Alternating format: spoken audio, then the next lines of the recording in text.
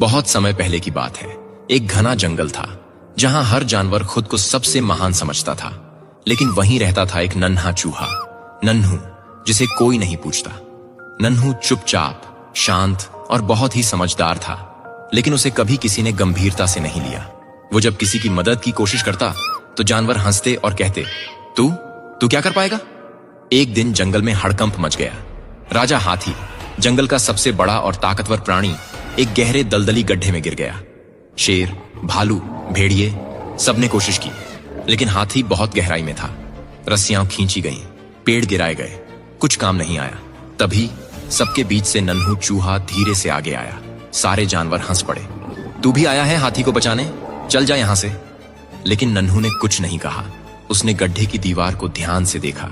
वहां एक तरफ की मिट्टी थोड़ी नम और गीली थी। उसे एक पुरानी सुरंग की याद आई जो कभी उसके दादा ने बनाई थी और जो इस दिशा में जाती थी।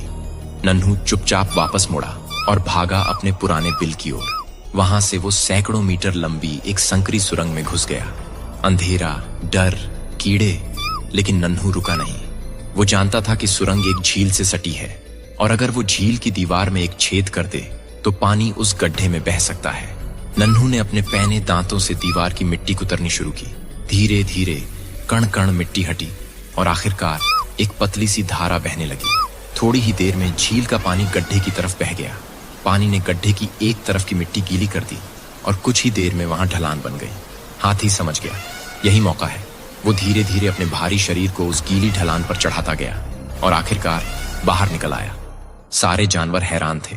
शेर बोला, ये कैसे हुआ? हमने तो सब कोशिश कर ली थी।